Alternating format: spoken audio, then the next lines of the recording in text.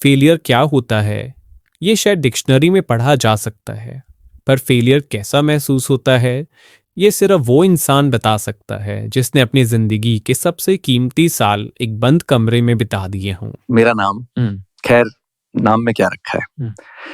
मेरी कहानी शायद आप में से बहुत लोगों की कहानी होगी। एक सरकारी नौकरी का सपना, हाँ, वही मिडिल क्लास सपना जो हमें बचपन से बेचा जाता है। बेटा सरकारी नौकरी लग गई तो जिंदगी सेट है। लेकिन मेरी जिंदगी सेट होने की जगह अपसेट ही चल रही थी। मैं गरीब था, और जब मैं गरीब कहता हूं तो मेरा मतलब ये नहीं कि मेरे पास आईफोन नहीं था।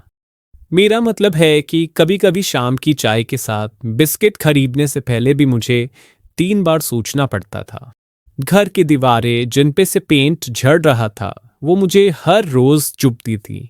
मेरे पिता की झुकी हुई कमर और माँ की खामोश आंखें, वो बिना कुछ बोले मुझसे पूछती थी कब तक। मेरा स्ट्रगल बस पढ़ाई का नहीं था, मेरा स्ट्रगल वो ऑलमोस्ट देयर वाला दर्द था। आप मानते हैं किस्मत खराब होना किसे कहते हैं? जब आप दिन रात एक कर दें, दुनिया भूल जाएं और रिजल्ट आए तो पता चले कि आप कट ऑफ से सिर्फ 3 नंबर या सिर्फ 4 नंबर पीछे रह गए। एक बार नहीं, 2 बार नहीं, हर बार। वो 3-4 नंबर का फासला मेरे और मेरी जिंदगी के बीच की सबसे बड़ी दीवार बन गया था। ऐसा लगता था कि किस्मत मुझसे कोई भद्दा मजाक कर रही है। मैं तोड़ तोड़ कर जोड़ता था खुद को, फिर अगले एग्जाम में वही होता, फेल। जब इंसान की मेहनत जवाब दे जाती है ना, तब वो चमत्कार ढूंढने लगता है। मैं भी टूट चुका था, जेब खाली थी और हौसला उससे भी ज्यादा खाली। उसी दौरान मैं एक आदमी से मिला। मेरा एक दूर का रिश्तेदार था। उन्होंने मेरी हालत देखी, मेरे चेहरे की वो मायूसी देखी जो अब छुपाई नहीं छुपती थी। उन्होंने मेरे कंधे पर हाथ रखा और कहा, तुम्हारे दिमाग में बहुत शोर है, तुम्हारा सबकॉन्शियस ब्लॉक है, तुम मेडिटेशन करो, मैनिफेस्टेशन करो। सच बताऊं, पहले मुझे हंसी आ गई। जिसके घर में राशन लाने के पैसे ना हो उससे आप बोलो कि आंखें बंद करो और सोचो कि तुम अमीर हो, ये मजाक है। लेकिन डूबते को गिनती का सहारा। मैंने सोचा पढ़ाई तो कर ही रहा हूँ, रिपीट करके देख लेता हूँ। मैंने शुरू किया। अब ये 4-5 महीने मैंने पागलपन की हद तक कोशिश की।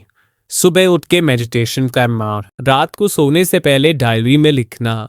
मैं गवर्नमेंट ऑफिसर बन चुका हूँ। मैं आंखें बंद करता और इमेजिन करता कि मैं ऑफिस में बैठा हूँ, लोग मुझे सल्यूट कर रहे हैं। लेकिन कुछ नहीं हुआ। जमीन वही की वही थी, आसमान वही का वही था, और मैं अभी भी बेरोजगार था। मेरे मॉक टेस्ट में नंबर वही आ रहे थे। फाइनेंशियल हालत और खराब हो गई थी। ऐसा लगा था कि भगवान भी शायद उन्हीं की सुनता है जिनकी जेब में पैसा होता है। मेरे वो 5 महीने मुझे लगा बर्बाद गए।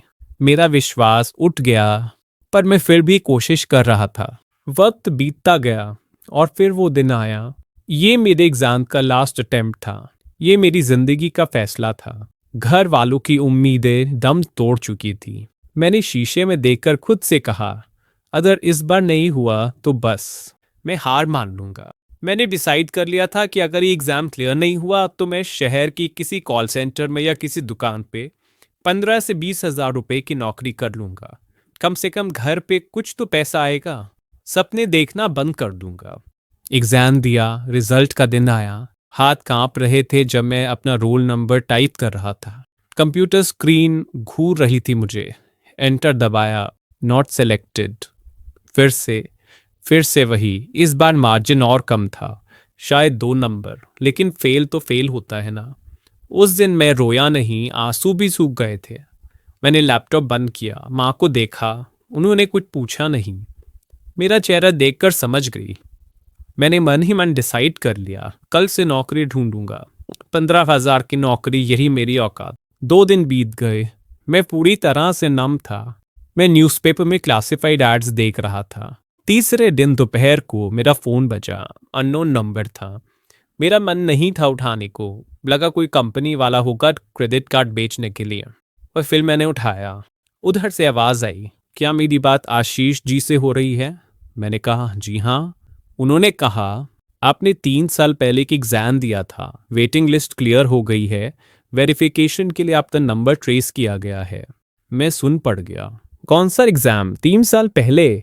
मुझे याद आया वो एक एग्जाम जिसे मैं देकर भूल गया था क्योंकि उसमें भी मैं फेल ही हुआ था। उसका कोर्ट केस चल रहा था शायद, या कुछ इश्यू था, मुझे कुछ याद नहीं था। वो आदमी फोन पे बोल रहा था लेकिन मुझे आवाज दूर से आती हुई लग रही थी।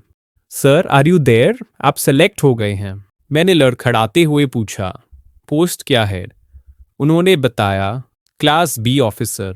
और फिर उन्होंने कहा, बेसिक पेयर अलाउंस मिलाकर आपकी इनहैंड सैलरी करीब 85,000 रुपये महीना होगी।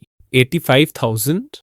मैं वहां खड़ा था, हाथ में वो न्यूज़पेपर था जिसमें मैं 15,000 की नौकरी ढूंढ रहा था, और कान में आवाज गूंज रही थी, 85,000। वो 3-4 नंबर का फासला जो आज तक मुझे हरा रहा था, वो अचानक मिट गया था।